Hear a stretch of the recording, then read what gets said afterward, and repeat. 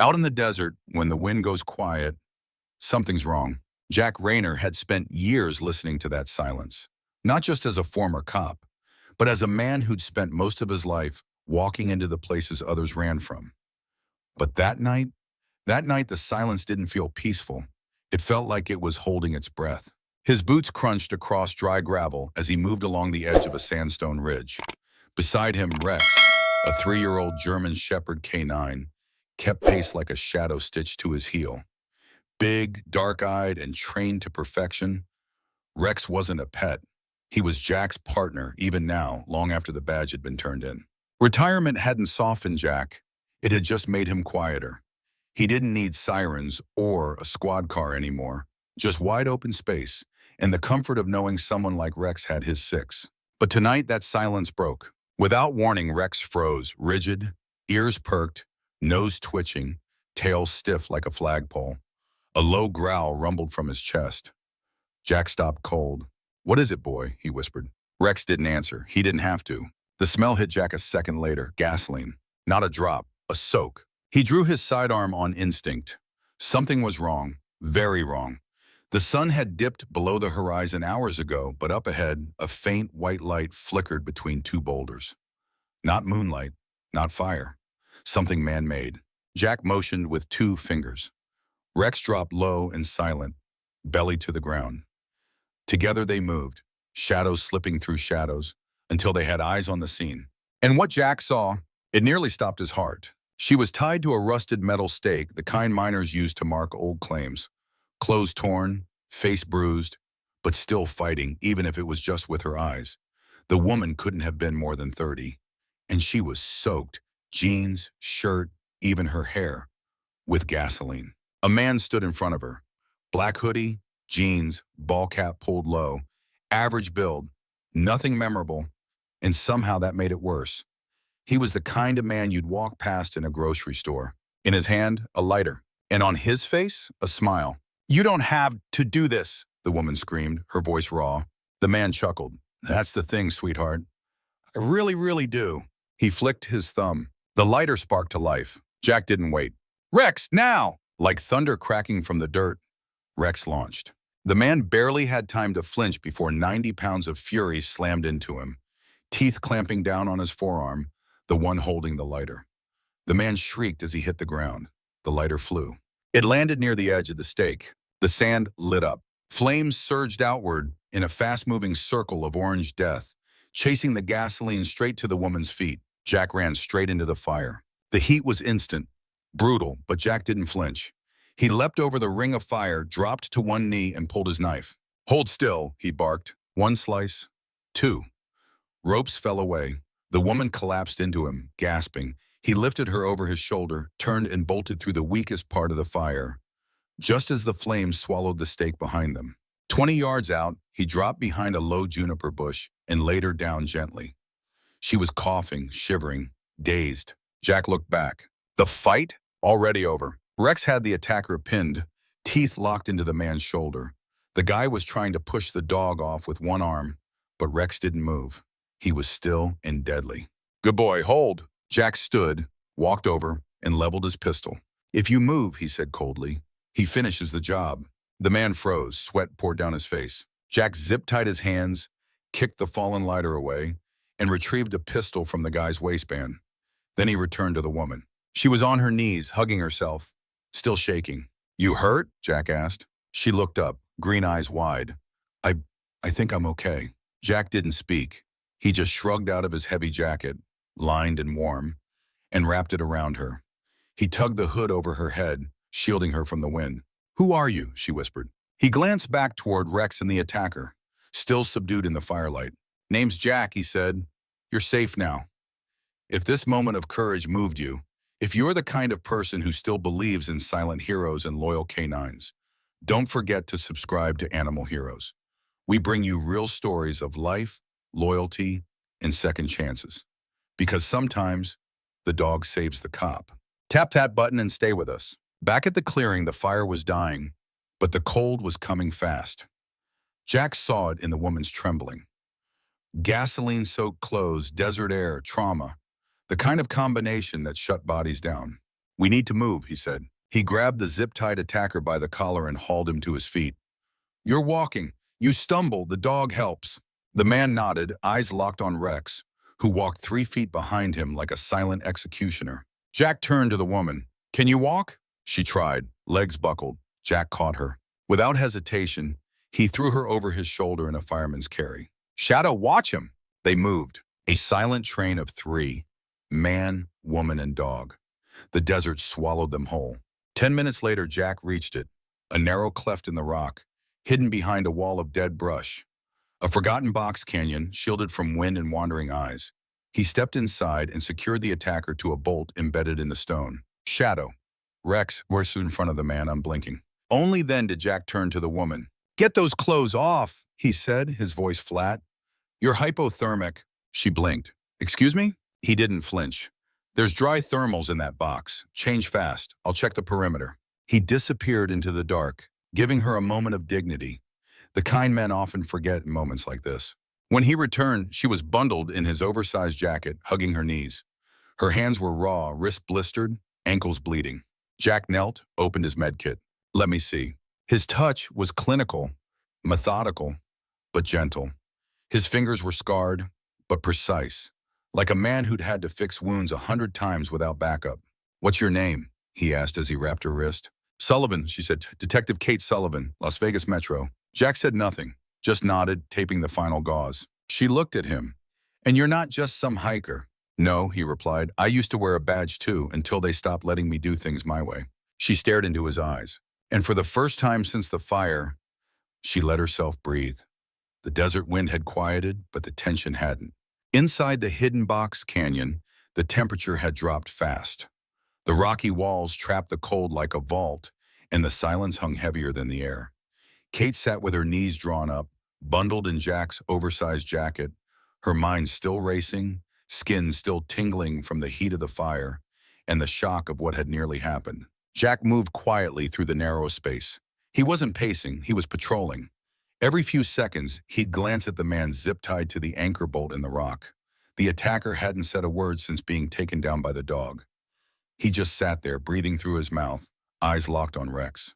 The German Shepherd remained stone still, eyes unblinking, a silent sentry just feet away. Kate's voice broke the silence.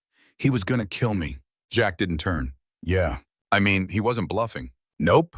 She looked at Rex. He saved my life. Jack finally turned toward her.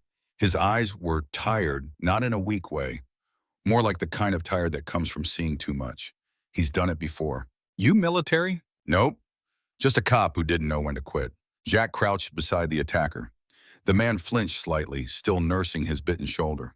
Jack's voice was low. Who sent you? The guy didn't answer. I can play the quiet game too, Jack added. But I've got more time and a better dog. Still nothing. Jack reached into the man's pocket and pulled out a cheap wallet. No ID, no credit cards, just a roll of 20s and a motel key. That wasn't amateur. That was intentional. A ghost. Kate watched silently. Her instincts kicked back in. She wasn't just a survivor anymore. She was a detective again. Check his ankle, she said. Guys like this sometimes carry a backup blade. Jack raised an eyebrow, then rolled the man's pant leg. Sure enough, a black tactical knife was strapped tight to his boot. Jack freed it from the sheath and held it up to the dim green glow of the chem light. It was sleek, military grade, 5-inch blade, titanium coating. Not something a street thug would carry. Kate narrowed her eyes. Let me see the hilt. Jack flipped it over. Etched into the handle was a clean logo, a stylized Spartan helmet, sharp lines forming the initials RT. Kate's stomach sank. Ryan Tactical, she whispered. Jack's eyes flicked to her. You know it? Only by reputation, she said. They're a private security firm based out of Vegas, high-end. They do VIP transport, casino protection, and other stuff. Other stuff? Quiet work, off-the-books kind of quiet. People with money and enemies tend to like them. Jack stared at the knife a little longer before clipping it to his belt. Kate's voice dropped. Why would a hired killer be carrying a custom blade from Ryan Tactical? Jack didn't answer, but something in his posture shifted. His jaw tensed, his eyes narrowed just enough for her to catch it. You know someone there, she said softly. Still no answer. Kate sat up straight at her. My case, it was about weapons. Military-grade firearms disappearing from the Air Force Base outside Henderson. Not sidearms. Bigger. grenade launchers, javelins, stuff that shouldn't just go missing. She swallowed hard. I tracked them to a warehouse registered to a shell company. The paper trail was thin, but it led back to a name, Elias Thorne. He's an international arms broker. Nobody touches him because no one has anything solid, until I did. She paused. I told my partner, we were supposed to meet an informant out here. He said someone had the last piece we needed. Jack's eyes hardened. There was no informant. No, Kate whispered. There was just him. She looked toward the zip-tied man, her voice barely above a breath. My partner set me up. Jack didn't say a word, but everything about him sharpened. His silence wasn't ignorance. It was calculation. Finally, he stood. Your department think you're dead? Kate nodded. Then we keep it that way. She frowned. What does that mean? Jack checked the clip in his sidearm. It means that people who want you dead can't chase what they think they already caught. You're suggesting I disappear. I'm saying you're not a cop right now, Jack said. You're a target. You want to stay alive? You stick with me. She studied him. His words were sharp, but his presence didn't feel threatening. He wasn't hiding who he was. He just didn't feel the need to explain it. The badge might be gone, but the instincts hadn't left. Okay, she said finally. What's the next move? Jack turned towards his prisoner. First, we make sure our friend here doesn't tell anyone he saw us. Kate's face twisted. You're not going to kill him. I'm going to leave him somewhere cold, zip-tied, and scared. Jack hauled the man to his feet, led him to the canyon wall, and cuffed his ankles with a spare flex tie. Then he yanked the wrist cuffs tighter until the guy winced. You'll be found, Jack said flatly. Or you won't. Either way, you won't be following us. He looked to Rex. Stay. The shepherd sat like a statue, his ears forward, eyes locked. Jack turned back to Kate. Let's move. They hiked through the desert night, Kate walking now, though she leaned heavily on Jack more than once. Rex moved behind them, keeping watch. The silence wasn't peaceful anymore. It was tense, electric. They reached a deep washout where Jack had parked his truck, a dark gray pickup buried behind a screen of brush. Not flashy, just capable. Jack opened the passenger door, helped Kate in, and gave Rex a quick signal. The dog leapt into the back seat and sat perfectly still, eyes alert in the rearview mirror. Jack got behind the wheel. He didn't turn on the headlights, just eased the truck up the slope using moonlight and memory. After 5 minutes on a dirt trail, they hit pavement. Jack flicked the lights on but kept them low. Kate looked over at him. You've done this before. Done what? Disappear. Jack said nothing. They drove in silence until the city lights glowed faintly in the distance. You got a place? Jack nodded once. Yeah, it's not much, but it's clean and no one knows it's mine. When they reached the outskirts of Las Vegas, Jack pulled into an industrial park, a maze of warehouses and forgotten buildings. He stopped in front of a steel roll-up door and clicked a remote. The garage opened with a groan, revealing darkness inside. Jack drove in. The door shut behind them. Kate blinked in surprise as the lights inside flicked on. The space was organized like a SWAT armory. Lockers, gear racks, a fridge, a cot tucked behind a curtain. Not just a safe house, a fallback point. She turned to Jack. Who are you? He didn't answer right away, just said, there's a bathroom. Water's in the fridge. Get some rest. She grabbed his arm before he could leave. That knife, the logo, you didn't react like someone who just recognized a company. Jack's face darkened. Who is it? She asked. He exhaled through his nose. Deck Ryan. Her brows furrowed. My old partner, Jack said, back when I still wore the badge. He looked toward the locked locker in the corner of the garage. His voice dropped. We were more than partners. We were brothers. Kate's expression shifted. You think he's involved? I think, Jack said quietly, if that man had one of Deck's knives, this goes deeper than you or me. And for the first time, Kate saw it. The pain behind Jack's steady eyes. The kind that only comes when someone you'd take a bullet for turns around and pulls the trigger. The steel door clanged shut behind him, but the silence in the warehouse was heavier than any lock. Jack stood in the dim light, arms crossed, eyes fixed on the floor. His voice, when it came, was low and steady. Deck Ryan was my partner, my best friend. We came up together, patrol, then narcotics, spent more nights in stakeouts than I care to count. He stood next to me when I buried my old man, and when my marriage fell apart, he helped me pack. Kate sat on the edge of the workbench, still wrapped in Jack's jacket, listening in silence. I trusted him, Jack continued. And when I retired, I figured he was the only one who still gave a damn. He always said he wanted out too, wanted something cleaner than the force. Said private security was the way. He gestured toward the black tactical knife on the table. Looks like he made it. Kate picked up the knife, running her fingers over the etched logo. It wasn't just a company mark, it was a signature. You think he's working with Thorne? Jack's jaw tightened. No, I think he's running logistics for him. Kate absorbed the weight of that. That man tonight, she said quietly, he was too smooth. Not some street-level contract thug. He moved like someone trained. Jack nodded, which means Deck is either feeding Thorne the gear or helping him pick the men to carry it. Kate exhaled slowly, rubbing her temples. And Vegas PD has no idea. They don't want to, Jack said. Corruption's not new. But when someone like Thorne throws real money around, it spreads like oil and water. You can't always see it, but it's everywhere. Kate looked up. I can get us into Ryan Tactical. Jack raised an eyebrow. You got a badge? Because unless you're planning to arrest someone, that door stays shut. No badge, she said. But I do know their building. I worked a stolen casino chip case 2 years ago, same tower. Top 3 floors. Unmarked, no logos on the door. High-level clients like discretion. Jack paced once, then stopped. They'll be watching the perimeter. Kate stood, then we walked through the front. He turned. I know people, Jack, and I still have contacts. Deck won't think I'm alive, remember? If I show up, maybe we catch him before he figures it out. Jack hesitated. It's risky. So is waiting, Kate said. Jack stared at her for a long moment, then nodded once. All right, let's go see how much of my past I still recognize. Downtown Las Vegas shimmered in the heat, even at dusk. The sun dipped behind the skyline, turning every glass tower into a mirror of molten gold. Jack pulled his truck into the garage of a black glass office building just off Paradise Road. He didn't speak during the drive, didn't fidget, just stared out ahead like a man tracking a ghost. The lobby was all marble and silence. Art on the walls. Security cameras tucked in corners. At the reception desk, a woman in a sleek gray suit looked up as Kate approached. I'm here to see Deck Ryan, Kate said confidently. Do you have an appointment? The receptionist asked. Kate leaned in. Tell him it's about unfinished business from the east side. The woman frowned, hesitated, then picked up the phone. Jack stood back, watching every movement in the lobby. Reflex, habit, maybe a little trauma. The woman hung up and gave a tight smile.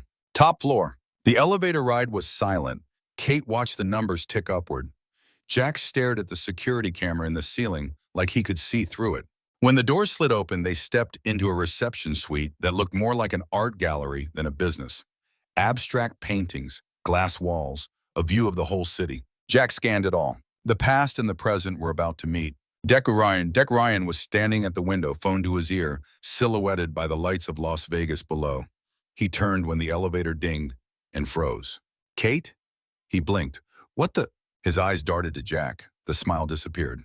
Jack? His voice went cold. What the hell are you doing here? Jack didn't move. Thought we'd catch up. Maybe talk about your new hobbies. Deck's face tightened. He looked older, bulkier, more polished, but his eyes still moved like a street cop, fast, scanning for exits. I don't know what you think you're doing, Deck said carefully, but this isn't the kind of place you just walk into. Jack reached into his jacket and pulled out the combat knife, flipping it so the logo faced Deck.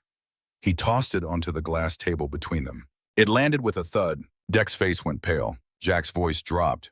One of your knives. Used to light a cop on fire out in the desert.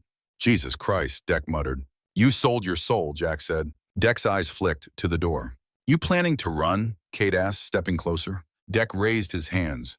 No, but I didn't order that. I didn't know. I swear to God, Jack, I didn't know what they were doing.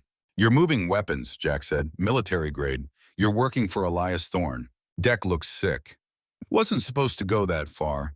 I started with logistics. Just logistics. He said it was electronics, private security gear. Then came the crates. Then the blackout manifests. By the time I figured it out, I was in too deep. You're always in too deep, Jack said, voice sharp. Deck walked to the bar in the corner and poured a drink with shaking hands. He's got everything, Jack. He's got cops, judges, half the damn DA's office. I couldn't stop it. But you helped it, Kate said. And someone tried to kill me because of it. Deck turned, glass in hand. I didn't give that order. You have to believe me. Jack's stare didn't waver. You think believing you erases it? Deck dropped the drink onto the counter. I can give you something. I can give you everything. Like what? Kate asked. Deck opened a locked drawer, pulled out a black USB drive, and slid it across the table. Encrypted manifests, shell companies, bank transfers. This is the stuff that doesn't show up on the books, but it's not the real proof. Jack frowned, and then what is? Deck leaned in, his voice lowering. Thorne doesn't trust cloud backups, doesn't trust digital footprints. He keeps a physical server, hardwired, air-gapped. Every deal, every client, every payoff, the whole damn operation. Kate's breath caught. Where is it? Deck hesitated. An old private airstrip in the desert. No flight records, no traffic. He's flying out tonight, taking the drive with him. Jack's blood ran cold. He knows the hit failed. Deck nodded. He's pulling the plug. Jack turned to Kate. If that plane takes off, we lose him forever, she said. Jack looked back at his former partner. You coming with us? Deck's voice cracked. I'm already dead, Jack. You know that. No, Jack said, picking up the USB. You're not dead. He met Deck's eyes one last time. But you'd better hope this makes up for everything. Back in the truck, Kate sat silent beside Jack as the city lights faded behind them. The desert swallowed the road ahead. Jack drove with one hand on the wheel, the other on the gear shift. His face locked in a look she now understood. It was the face of a man carrying not just a mission, but a betrayal that cut bone deep. The sun was long gone when they left the city behind. Out past the final glow of gas stations and neon signs, the Mojave swallowed everything in black. The only light came from the Wahima and the moon, a dull sliver overhead. Kate sat in the passenger seat, silent, her fingers curled around the USB drive Deck had handed them. Jack hadn't said a word since they pulled out of the parking garage, but his jaw was clenched tight enough to crack molars. Rex sat in the back seat, posture alert, gaze fixed out the window. Finally, Jack spoke. We'll stash the truck 2 miles out. Walk in from there. Kate nodded. You trust Deck? No, Jack replied, but I trust his fear. He knows Thorne won't leave loose ends. Kate looked down at the flash drive. You think this is enough to take him down? Jack's eyes flicked to the mirror. Not without that server. The truck rumbled deeper into the desert. They reached a dry wash, deep enough to hide the vehicle from view. Jack killed the engine. The sudden silence hit like a slap. He popped the glove box and pulled out a spare pistol.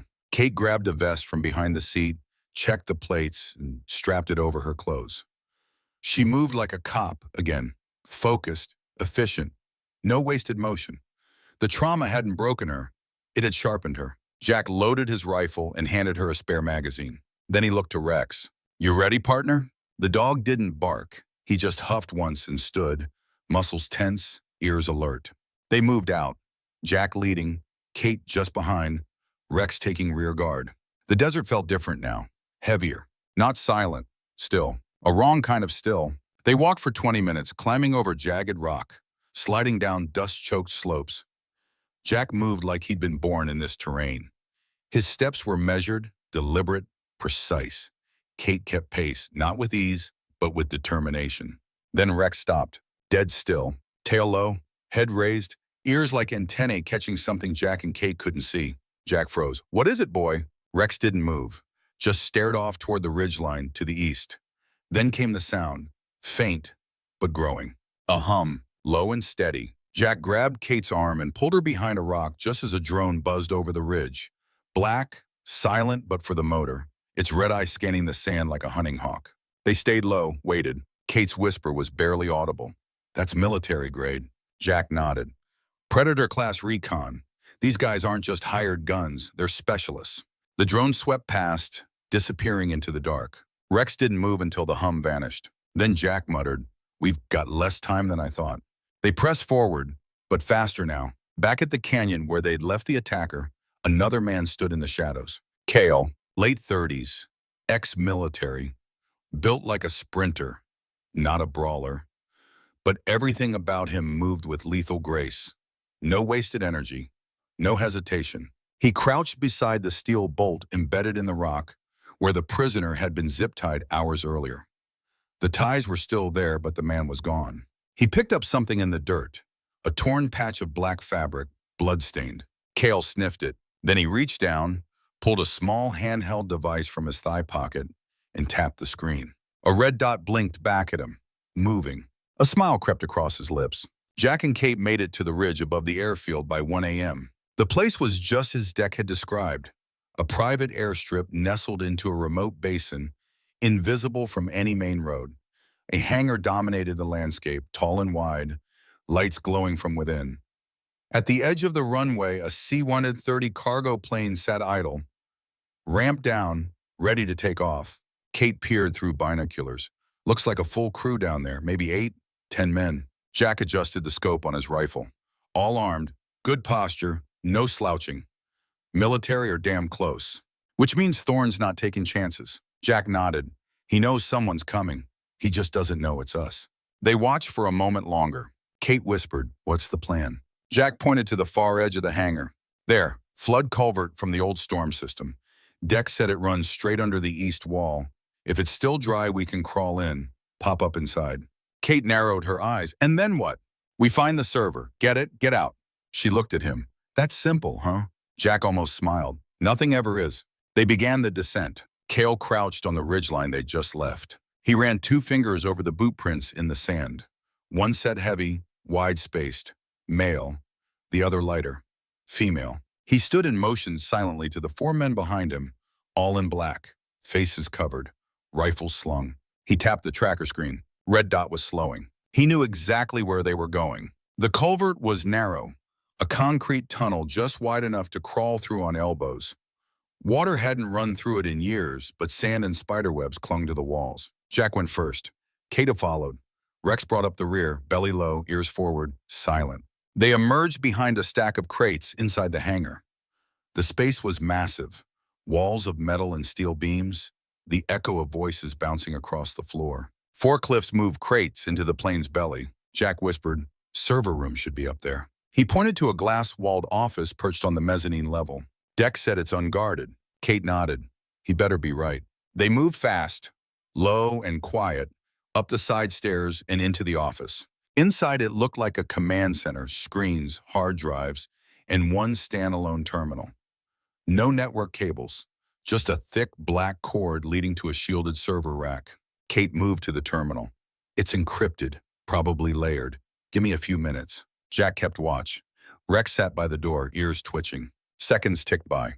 Got it, Kate whispered, starting the transfer. A progress bar appeared on the screen, slow, agonizing. Jack's eyes never left the floor below. We've got movement. Truck just pulled in.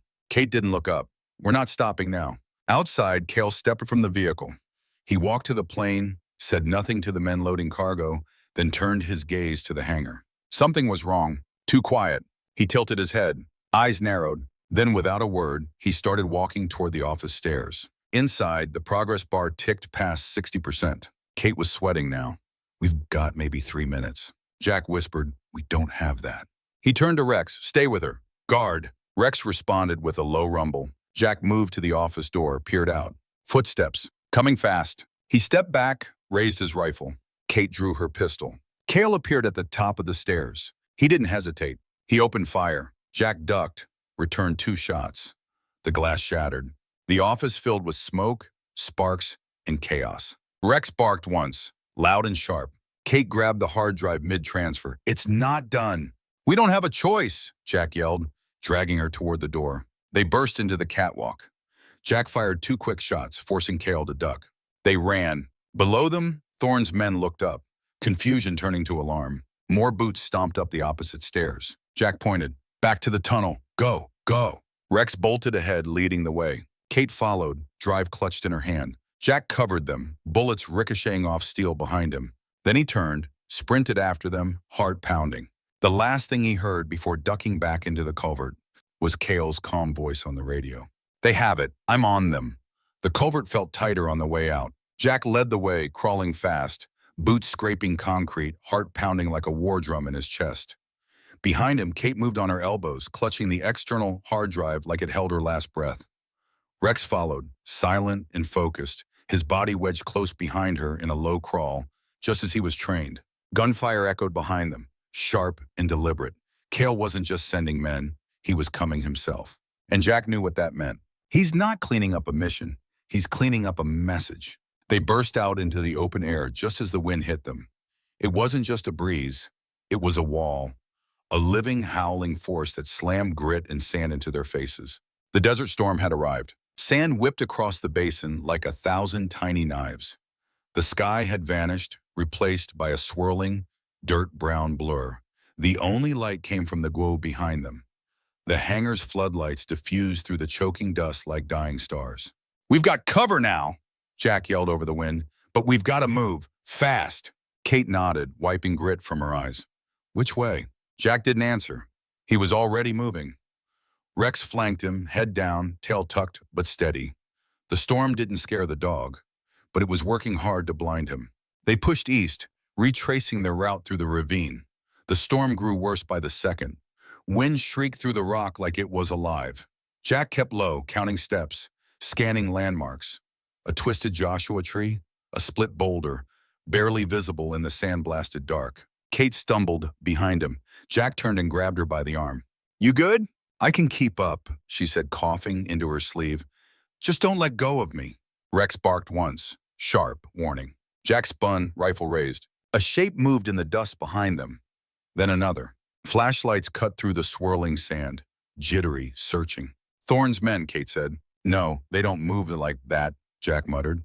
"That's him." He turned to Rex. "Go wide, draw them off." Rex growled, then disappeared into the storm like a shadow swallowed by the earth. Jack and Kate ducked behind a low ledge. "You just sent him off alone," Kate whispered, her voice cracking.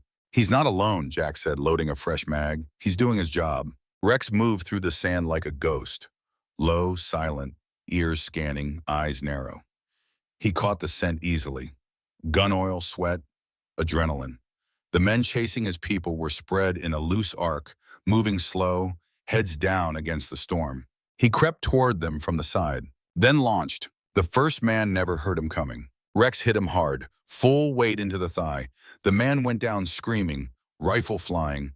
Rex let go and bolted sideways, barking, snapping, drawing their attention. "Over there!" Gunfire ripped through the dust. Wild, blind. But Rex was already gone. Back near the canyon wall, Jack fired 2 controlled bursts toward the muzzle flashes. 2 figures dropped, but more kept coming. "This is getting tight," he said. Kate looked around, blinking through the dust. "We're boxed in." Jack scanned the area. His brain worked like a blueprint, calculating risks, terrain, escape paths. "There," he pointed. "Old service access shaft. Drops into the flood tunnel system. It'll get us to the washout where we stashed the truck." Kate didn't hesitate. She followed as Jack led the way, sliding down the embankment, boots skidding across loose stone. At the base was a rusted grate, bolted once but now just hanging. Jack kicked it open and dropped down into the black. Kate followed. The shaft stank of rust and wet stone. She landed hard but kept her feet. They ran. Above them, Cale stood at the canyon edge, sand whipping at his coat, face obscured by goggles and a neck wrap. He scanned the footprints in the dust, saw where they broke left. But something was off. He crouched, touched the dirt. Dog prints, running, no human stride next to them. He looked up. "You clever bastard." He turned toward the sound of distant barking. "Find the dog." Down in the flood tunnel, the world was silent. The storm above muffled by concrete and steel. Jack moved fast, flashlight clipped to his vest, scanning the tunnel for breaks, signs of collapse. "We're almost there," he said. Kate slowed. "We can't leave Rex." "We're not," Jack said, not even looking back.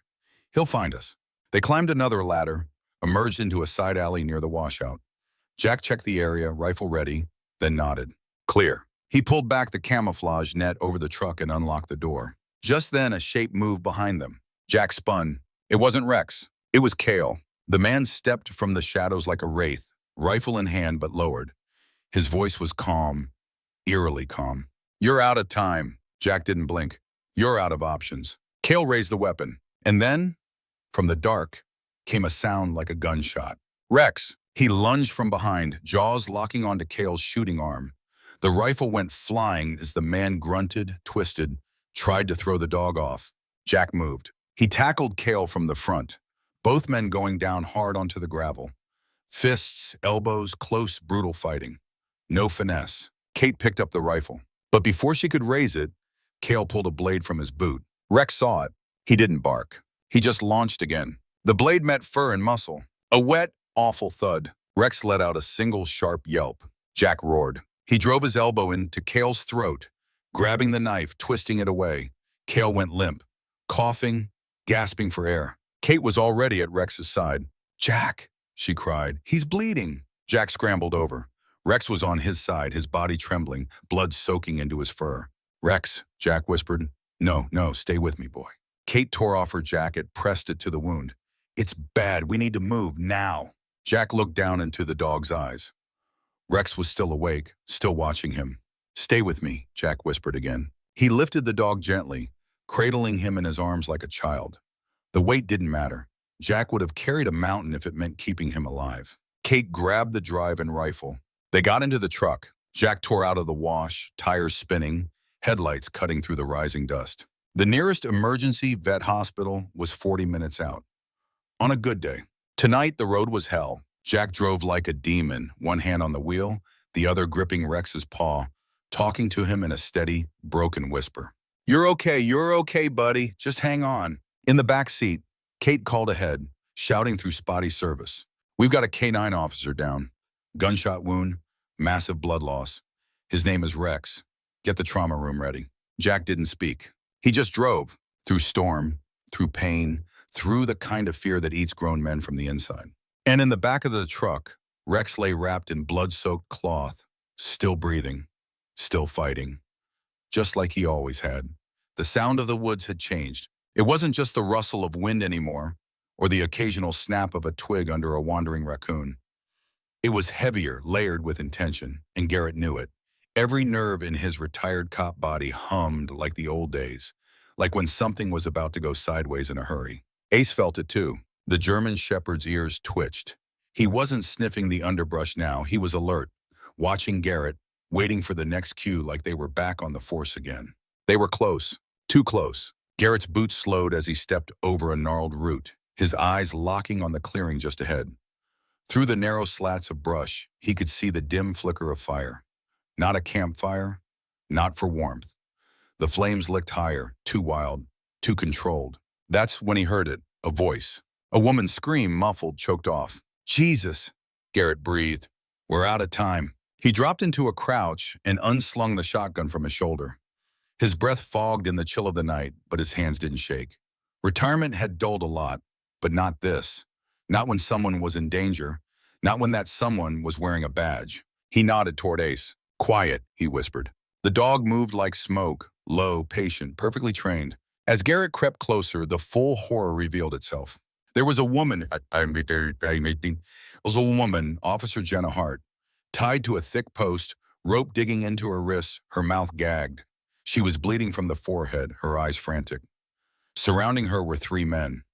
One was dumping gasoline from a plastic jug into a circle around her. Another had a phone out, recording the whole thing.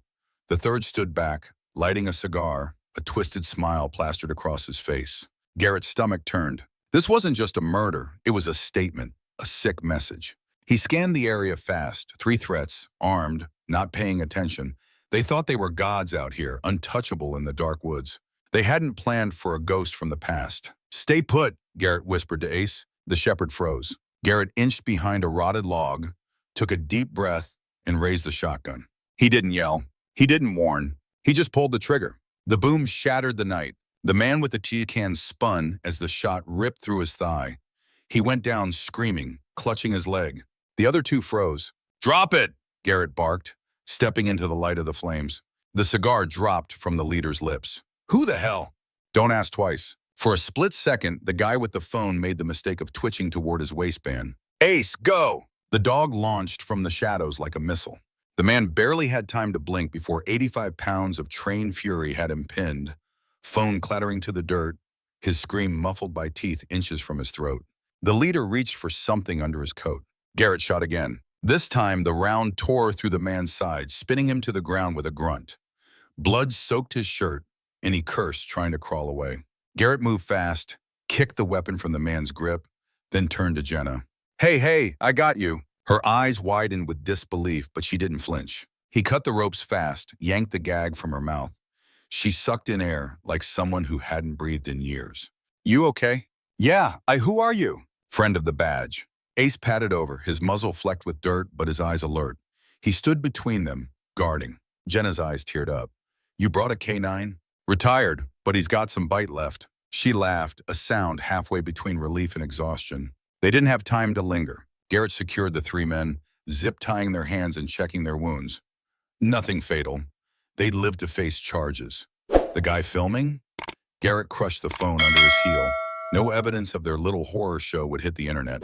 You're lucky, he told Jenna as they moved away from the scene. They weren't expecting company. She wiped the blood from her face. They said they were gonna live stream it. Said nobody would find me. I just disappear. Not on my watch. Back at the trailhead, the glow of red and blue lights finally broke through the trees. Sheriff's deputies poured in, weapons drawn, barking orders, until they saw who was waiting. Garrett? A young deputy blinked, lowering his gun. Thought you were long gone. Garrett smirked. Heard trouble was brewing. Figured I'd stop by. As medics rushed to Jenna and deputies took the three suspects into custody, the sheriff himself stepped forward. Never thought I'd say this, but I'm damn glad you never truly retired. Garrett just nodded. We don't really retire, we just wait for the call. Ace sat beside him, tail wagging gently. The sheriff looked down at the dog. And you, old boy, still got it. Ace barked once. The sheriff's eyes turned serious. You saved her life tonight. Garrett didn't answer. He was watching Jenna. She was being helped into the back of an ambulance. Oxygen mask over her face. A blanket draped around her shoulders. But she turned, met his eyes, and in that moment, she didn't see a stranger. She saw a lifeline. Later, once the chaos settled and the suspects were hauled away, Garrett and Ace stood by the cruiser, staring at the quiet woods. You think it's over? Garrett asked aloud. Ace tilted his head. Yeah, Garrett muttered. Me neither. Because something still didn't sit right. The way those men talked, the way they acted. It wasn't just random. It wasn't just cruelty. It was part of something bigger. And Garrett had been around long enough to know, when darkness like that festers, there's always more under the surface. Something was coming. And they weren't done yet. Not by a long shot. Garrett stood at the edge of the clearing long after the ambulances rolled away. The red and blue strobe lights had faded into the trees and the air was still again. Too still. Not even the owls dared to call out. Just the whisper of wind through the leaves and the faint rustle of Ace's paws as he paced near the old fire ring. Garrett's gut told him it wasn't over. He reached into his coat, pulled out the scorched scrap of map he'd taken from one of the suspect's back pockets. Half-burned, water-stained, but not beyond reading. One spot had been circled in thick marker, over and over again. Fort Creed. He hadn't heard that name in years. A half-collapsed outpost buried deep in the woods, used for cold weather drills decades ago. It had been abandoned and sealed off by the state after a training accident left two rookies dead. But some folks whispered it wasn't just a training site. It had tunnels, rooms below ground, places no GPS could find. And now, apparently, it was active again. He held the map down for Ace to sniff. The dog's ears perked. He gave a low growl, not out of fear, but recognition. Whatever scent lingered on the paper matched something from earlier. Maybe even someone. That's what I thought too, boy, Garrett said quietly. They were going back in. It took nearly 3 hours to reach Fort Creed. The road that once led there was overgrown and half erased, like nature had tried to forget the place. Garrett's truck made it partway before he had to ditch it and hike the rest with Ace trotting ahead. The old fence was still up, rusted and sagging. The gate hung crooked, a no trespassing sign barely clinging to a nail. Inside, the buildings looked like they'd survived a small war. Broken windows, collapsed roofs, rot everywhere. But the air was wrong. It didn't smell like abandonment. It smelled like people, food, fuel, smoke. Someone was here. Garrett slipped into the shadow of a collapsed barracks and scanned the yard. A faint hum buzzed near one of the main buildings, too consistent for wind. A generator. Somebody had wired this place back to life. He motioned to Ace. Find, he whispered. Ace dropped his nose and took off toward a storage shed half buried behind a pile of old tires. He circled once, then barked sharply and pawed at the door. Garrett crept up beside him, shotgun ready. The shed looked locked, but the handle had fresh scratches. Someone had been in and out recently. He forced the latch open and yanked the door wide.